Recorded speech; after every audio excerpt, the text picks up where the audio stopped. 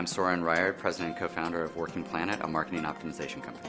In the first section, I'm talking about how to identify what's important to the business and what metrics to look for in evaluating marketing and how that relates to specific business models, because different metrics will be different for different companies. When we look at any advertising campaign, any marketing campaign, there's really three pieces that need to be in balance for it to contribute to success as measured by profitability. So on one side, we have the cost of media or the cost of the traffic generation, and that might be services, it might be directly a media buy.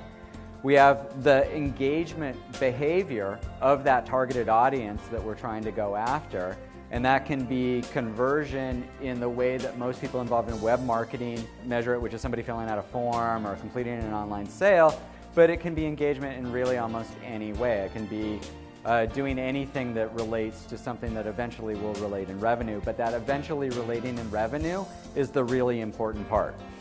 And that's the value created.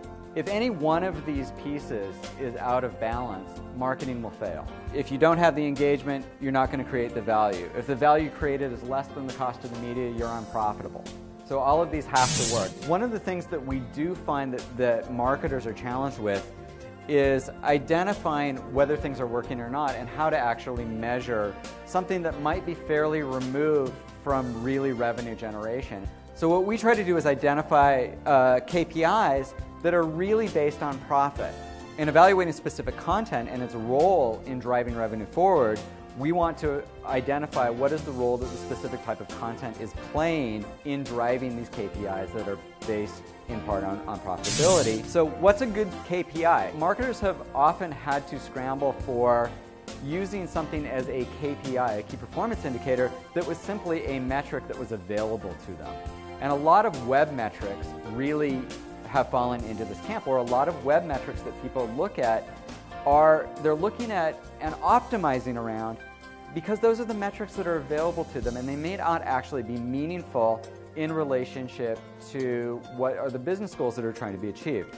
An advertising-based revenue model will have some of these traditional web metrics as your actual key performance indicators that are really tied to revenue. So impressions per visitor, time on site, page views per visitor, classic web metrics that are really at the core of things like what Google Analytics reports on.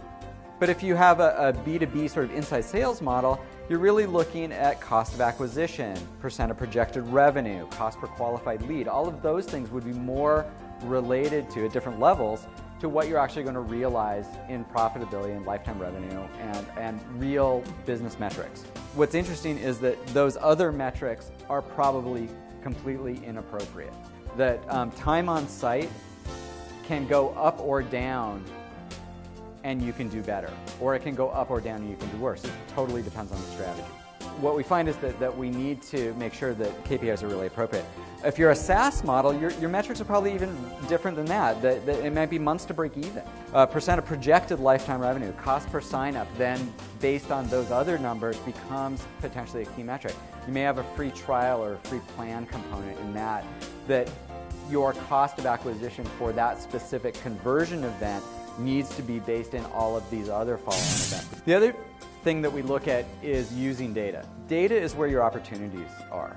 But data isn't one way, it's two-way. And we shamelessly stole this graphic from Mongoose Metric. But they really show this idea of you've got marketing going on, you have some form of engagement, there's a conversion piece, there's some understanding of what's going on audience value, and that gets fed back. And I think that what's a little bit different than the way that data actually gets used from this graphic is that each of these steps involves feedback loops to the prior step, as well as data moving forward.